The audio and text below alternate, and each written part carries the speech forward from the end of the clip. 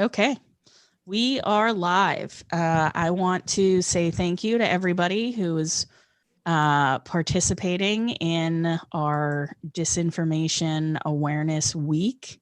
This is a really important set of conversations that we're going to be having around disinformation campaigns, misinformation campaigns. What are the impacts of those campaigns? How do we assess them as researchers? Uh, One of the major issues that we've been facing as researchers, I think, is something that there's a lot of back and forth about, does this impact people in their lived experience? Does this impact people in their everyday lives? And it's very important for us to think about different ways of measuring that, as well as sort of the qualitative world that can help us enrich those findings. And I'm so excited to bring a bunch of different researchers together that I really admire the work that they do day in and day out. Today, I'm going to have everybody sort of introduce themselves just so that we can get a sense of where you're at right now with the research that you're undertaking. And so I'd love to start with Jacquelyn. If you want to introduce yourself and the organization that you're with, and talk a little bit about some of the major research themes that you've been working on over the last month. Great. Thank you, Joan. Hello, my name is Jacquelyn Mason. I am Senior Investigative Researcher at First Draft. First Draft is a nonprofit that works with mostly journalists on disinformation. I work on a project called DDL, or the Disinfo Defense League, which deals with disinformation in Black and Latinx communities.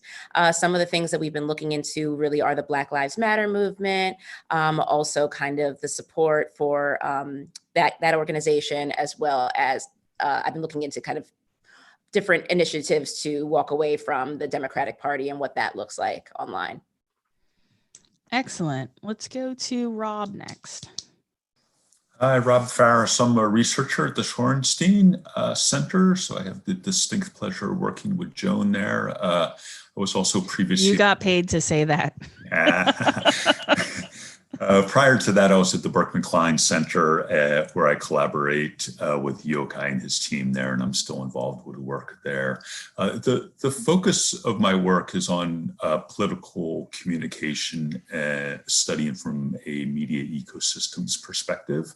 So looking at large data approaches to understand how different actors engage with political media and shape narratives across the political spectrum. Excellent. Jonathan? Hi, everybody. I'm Jonathan Ong. I'm Associate Professor of Communication at UMass Amherst. And this semester, I'm super pleased to be Research Fellow at the Shorenstein Center, working with Joan, Rob, and a great team, hoping to write more about this semester about Asian American voters and the disinformation and hate speech that's targeting them during the election cycle, but even prior to that. So it's kind of combining a listening to populist public's approach to understanding why do Asian American voters continue to support Trump, and particularly Filipino Americans who are overrepresented in the health sector and still doubling down in being supporters for Trump. So trying to understand the psyche and also the fake news that they have absorbed to explain some of this, right?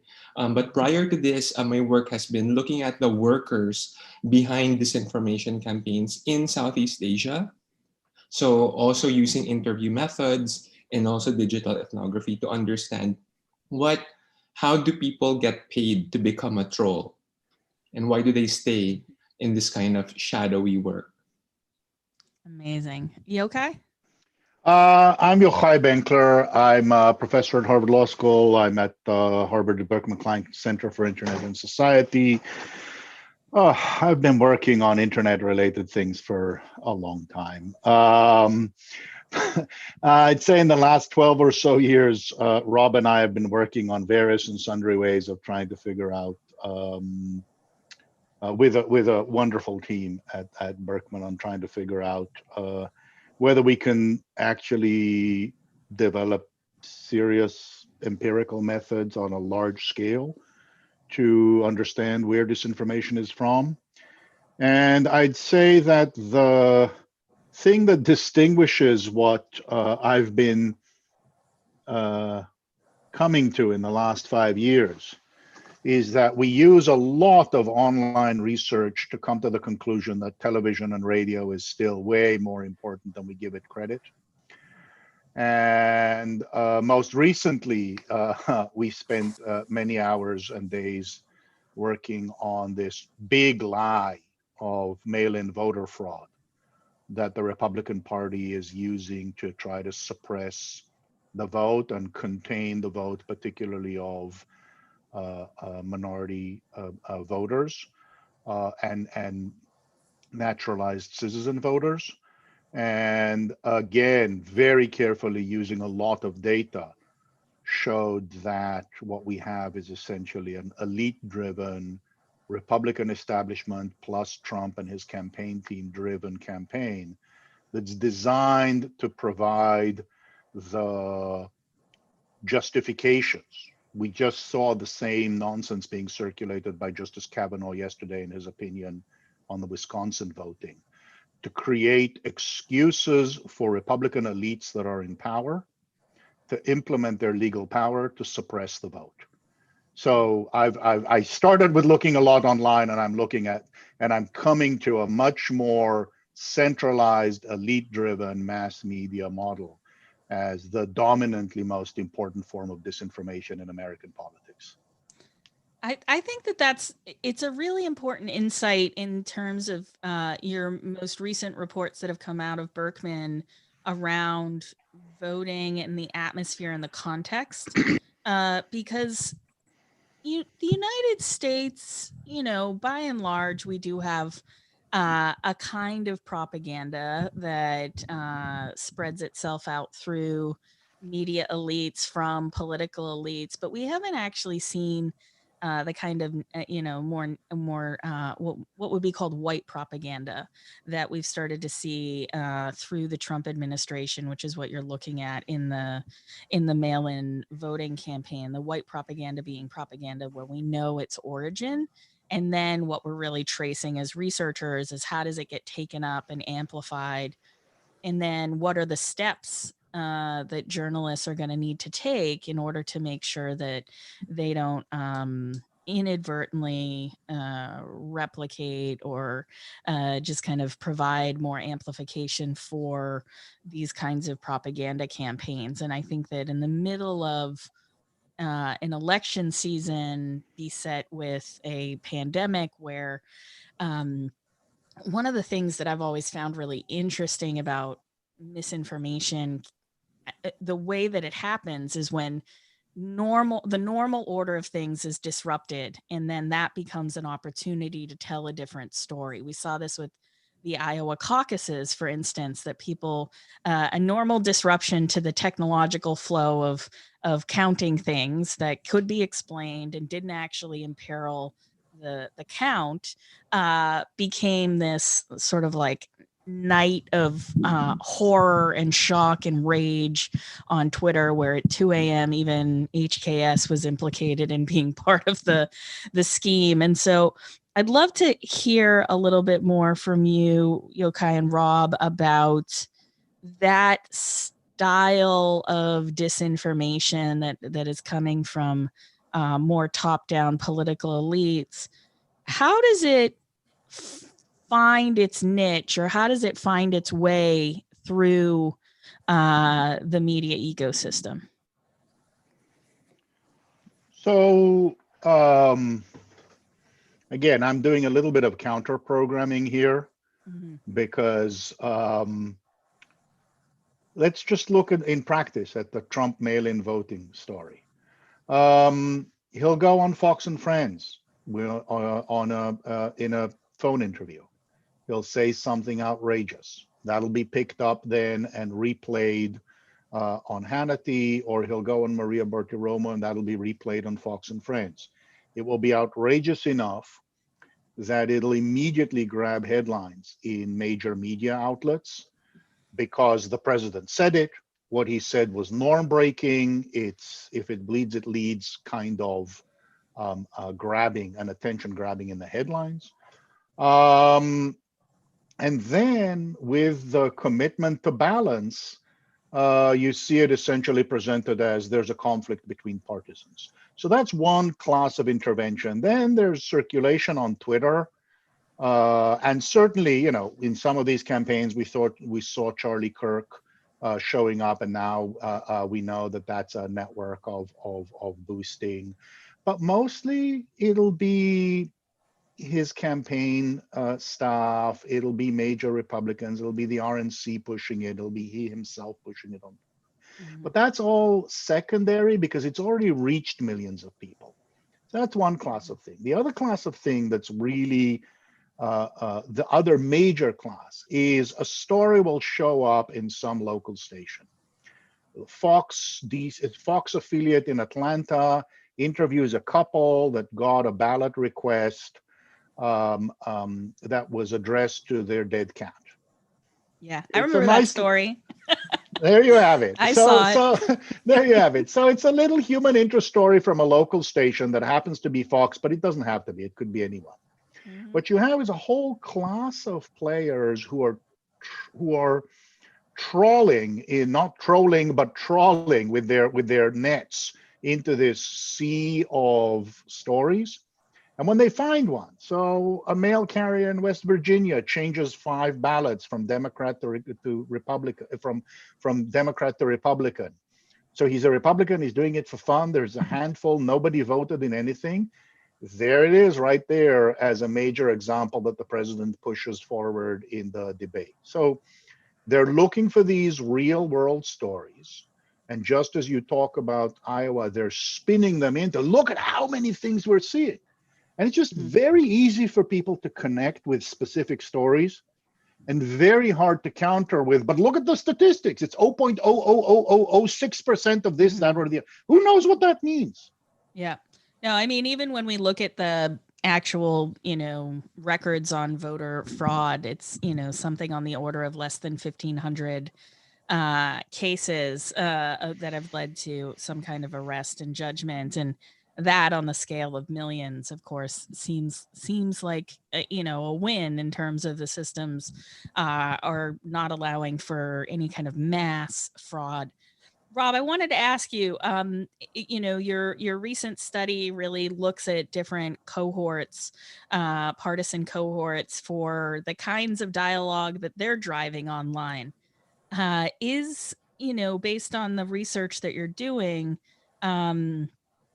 are, you know, people who are aligned with Biden or the Democrat Party at this stage in any position to be able to mitigate? What are they paying attention to? What are they talking about?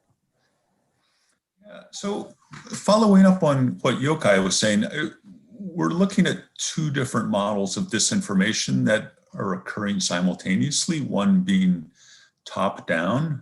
That's probably more consequential and at a large scale, and the other is bottom up, which is the smaller fringe actors that are trying to plant stories that will then be amplified. And Joan, you know this better and do better work on this than anyone. And we have to think of these as cooperative networks. So when the fringe players get a narrative, talking points from above that they really like, then they light up on that and they amplify it further, and vice versa. We see many, many examples of Trump and Trump administration people retweeting what we would think of as fringe players, but they get their moment in the sun by virtue of being amplified by the center. Then the other piece to these networks is how they try to influence one another's conversations. And this, again, is a process of great consequence in New York, in American politics. So we know very well and have documented the success of conservative media in propagating stories of corruption about Hillary Clinton that ended up coloring public perceptions about her. And this is kind of the big political game of disinformation in the United States is, can you shape the discourse of people on one side and the other? And I think that the recent evidence on that is mixed. So in the example that Yochai described about the mail-in voter fraud, Trump forced this upon the agenda and everyone was forced to deal with this. And there was no question about doing that. That's the bad news. The good news is that he was less successful in telling people how to talk about it. And I think that's kind of the theme of the day, is that people are responding to one another's coverage and almost being required to do so unless they wanted to see the narrative of the other side. But we've seen less success recently in shaping the way these things are discussed on both sides of the spectrum, for better or worse. I think our asymmetries, our polarization are probably more deeply embedded now than they ever have been. Yeah, it's been interesting to see it play out, especially as I've encountered different civil society organizations that are really challenged with, as 501c3s. Their main mission is to get out the vote.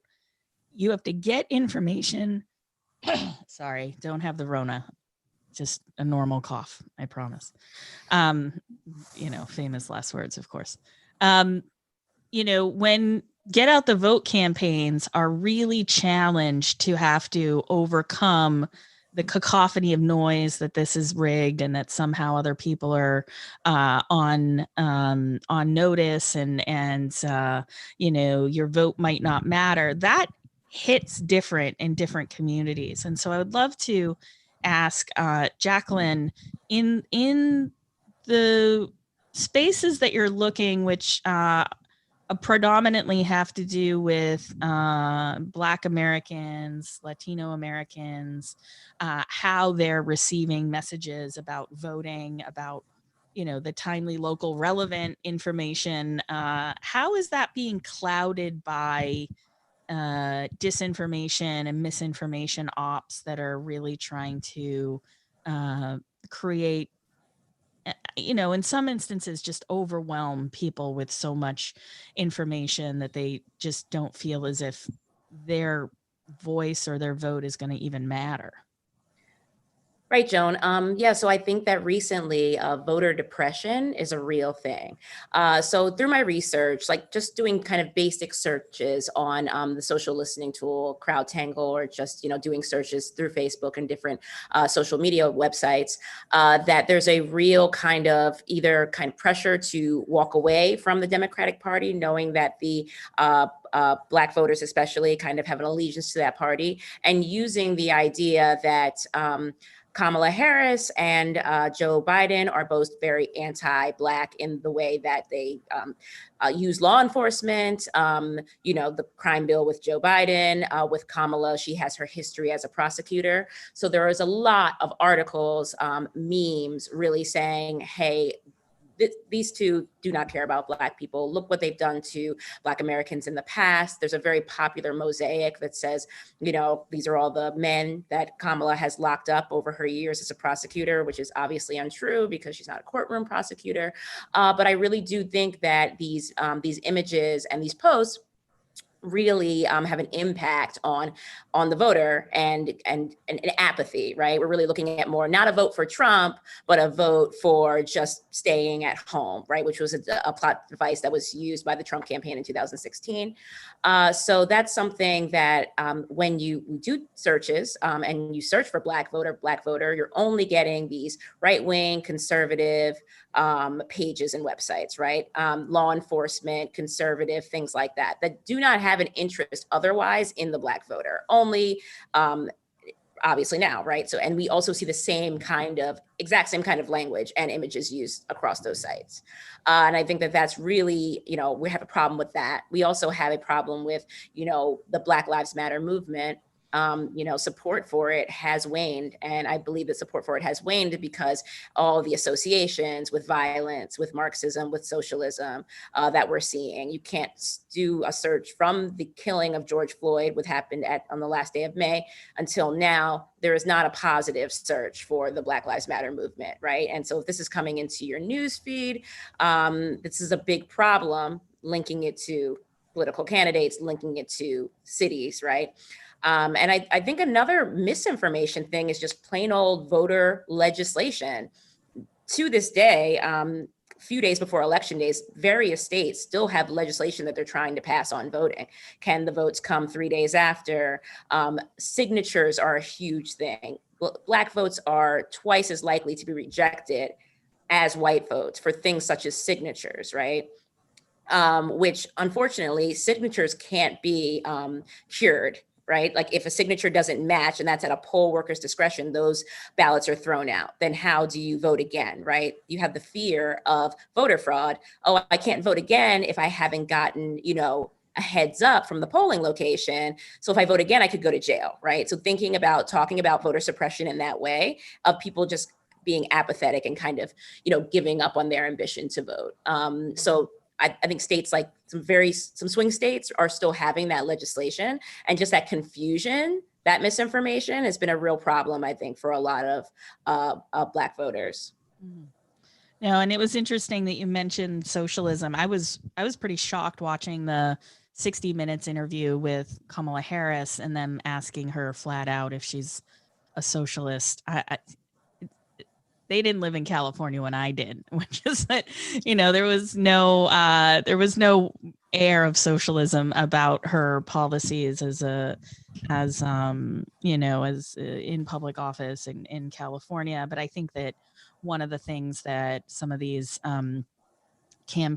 misinformation campaigns have been successful at least, especially like the ones that are targeting Latino voters, is tying Biden and Harris ticket to this kind of coming socialist wave, which is not really reflected in their political histories at all, but really got on the agenda because of this kind of consternation and this talk as if somehow they are going to Trojan horse Bernie Sanders through the door, which maybe, I don't even know, maybe that's appealing to some Dems. I did see in Asian American communities on WeChat, they were referring to Kamala Harris as the female Obama, and this was meant to be an insult. And for me, I thought, this is a pretty good meme. If you're calling her the female Obama, then maybe she's got some staying power. And so for me, it was really interesting to see that show up and to see how, when you start to look into, I wouldn't say that the meme is disinfo. It's more like normal political spin. But Jonathan, as you're looking through and trying to assess and understand, what is political spin versus what is having a kind of either the feel of disinformation or is definitely outright falsehoods and lies. And can you give us a sense of what you're seeing and how that's showing up in people's comments and posting? For sure. So the main strategies and something that kind of unites a lot of disinformation and the porous boundaries between disinformation and kind of like just a fudge truth, right? And spin would be like they really aim to stoke fears and anxieties and resentments that are already there. So it's not about inventing something completely from out of the blue, but like there are those long existing suspicions and fears of other communities, for example, or the economy. And those kinds of memes or posts are supposed to stoke that further and fan those flames. So among the Asian American communities that I've been observing on Facebook, on Twitter, and Instagram, there's been a lot of memes that are really trying to separate Asian Americans from African American communities, right? So in the wake of Black Lives Matter and racial justice protests, a lot of memes kind of doubling down on the looter imagery. And so, and of course, there is something to acknowledge here that anti-Blackness has a very long and deep history among Asians and Asian American communities. And so those kinds of separations and fine divides, inter-ethnic or even intra-ethnic divides, are being targeted and stoked further. Remember that Trump had alienated a lot of Asian American potential voters. Like insisting to call the virus China virus and making China pay for the stimulus bill and all of that. And so there's ways in which he's trying to kind of buy back their support and enlisting a lot of young influencers on Instagram. So I was really shocked to see a lot of those kinds of meme accounts, which are Korean American for Trump, Korean conservatives. And these are very new, very recent accounts that started in June. So we should be kind of also suspicious, like, are they being paid? And those, the kind of financial transactions are, of course, a mystery to us, right? Like, who's being paid and who's not.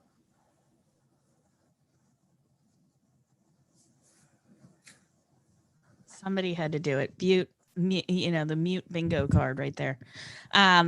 One of the things my class has been discussing is this if people are being paid to spread certain content online, if they're participating in a political op and it involves misinformation, that should actually change the way we think about and conceptualize content moderation, not necessarily as censorship, but as a kind of anti-spam measure that should, try to root out some of these campaigns. And we do know that there was one that a reporter at WAPO was able to discover around Turning Point USA, paying college-aged folks to spread different, pro-Trump, pro-Republican messaging. And when groups are being paid in that way, I think that we have to question sort of what is the apparatus that they're working with, what are they leveraging, and is it the case that the public then should be told in a more transparent way who is behind some of the messages that they're receiving. So we are at time, and I just want to give everybody in a sort of like round robin 1 minute a kind of sum up way. Let me ask, what are you going to do on November 3rd as researchers of disinformation? You going to go to bed, pull the blankets over your head and wait for it to end? Or, what do you think might happen? Is there another wild card on top of a wild card? I know for me personally, me and my team, I think we're probably going to be watching for any sort of last minute effort to intimidate people to stay away from the polls. But for me, it's really up in the air what's going to happen on November 3rd. So let's go to Jacquelyn. Great. So leading up to the election, because I'm trying to move out of calling it election day, but really the last day to vote, I'm going to be, encouraging people through my WhatsApp groups, through my actual family, what are the right practices in your state, right? I feel like at this point, First Draft, we've amassed enough research to know like what you can and can't do in different states. So I'll be reaching out to my community members that way. Also be making sure everyone has their vote in, doesn't use a mailbox. Hopefully we'll, if you haven't already voted, be able to drop off your vote at your polling place. And continuing to monitor, Black and Latinx disinformation narratives, because, things really can happen at the last minute, especially when it comes to voter depression, just people not wanting to go to the polls. Excellent. Rob? I haven't decided what I'm going to do. So I'm definitely going to make some popcorn, and I'm torn between watching the results and hoping to learn something that evening versus putting on a movie and pretending that it's not even election day. So I'll keep you posted on that. Whatever I'm going to do, I'm going to make sure that the popcorn supply is good enough to last for a couple of weeks and see what happens out of that. I hear you. It's going to take a while. I'm looking at Florida if I do tune in. Yep. Yeah, that's going to be, that's the tail of the tape. Yochai. As a disinformation researcher, I plan to focus less on the pre-election and more on the first week to post-election, in particular how local TV, regional newspapers, the sources of news that are read by party unaffiliated people cover what will undoubtedly be the Trump and Republican disinformation campaign to try to delegitimate if Biden wins or if Democrats win the Senate. And vice versa, if it looks like the voter suppression techniques were effective enough to actually have them squeak a victory despite being a minority party. Very good. Jonathan. I think, for disinformation researchers and students of this, right? It's easy to get depressed. These are very toxic times, and we want to kind of have some critical distance from all that's going on. So among the people that I know, they've kind of like blocked people off of their Facebook. They've only selecting like some accounts to follow, or not talking to like relatives or uncles, you know. But I think it's important to continue engaging and trying to understand what's going on, and really continue having difficult conversations. I know it's very difficult and we need to find different ways of coping, right? But it's not the time to be apathetic or to be fearful. We need to continue engaging and trying to understand. I couldn't agree more. I think that there's a lot that we're going to have to do in terms of paying attention in a lot of different places, which is to say, we need more researchers in this field. We need more people to be looking at these themes, using tools like Media Cloud, especially to understand how much oxygen is really being, kind of sucked up by disinformation. One of the hardest things I've had to realize in the past few weeks is how little we know about what the actual political platforms are going to be. And, what if it's more of the same and more of like, we'll get to it later, or if there is a way to turn it around. The pandemic has really created a situation in which we are facing a twin disaster, both in public health and with the economy. And it's, ruptures like these don't come along very often, but they could be opportunities to refashion our institutions and to take a look at what's working and what's not. I'm really proud of us today for not having the content moderation discussion and being like, oh yeah, another thing platforms should do is like look at their, I don't want to swear right now, but they should look at their products and assess them for the problems that they're causing. But that being said, I think that on election day, obviously with a big bag of popcorn and a big grain of salt, we are all going to have to tune in and take a look. And I couldn't agree more that the aftermath of these elections, the few weeks afterwards, as things shake out, we are going to do our best to make sure that we are on top of things, and journalists as well are going to be really challenged to not take the bait. I think it was testament to the effectiveness of Yochai and Rob's research that even the New York Times had to reflect a little bit on their practices and are changing the way that they're going to approach hack and leak operations. And, I think it's when I think about what research should be doing in this world, I think about that. I think about, different professions rethinking their practices, researchers included. I think about how far we've come as a field away from botnets and everything is Russia to a more fuller understanding about the ways in which the propaganda feedback loop is playing into our, the public's capacity to hold important conversations, and also not get spun up by disinformation. And so I think that as researchers evolve as a field, we both have to map those tactics, but then we also have to look at, what kinds of different impacts is our research going to have, and look to other industries, not just changing the practices of platform companies, but changing the practices of journalists, civil society, and others who want to work together cooperatively to try to minimize the impact of disinformation campaigns, which is testament to all of you. I appreciate everything you do in this world to make it just a little bit more truthier, right? Just a tiny bit of advocacy for the truth here.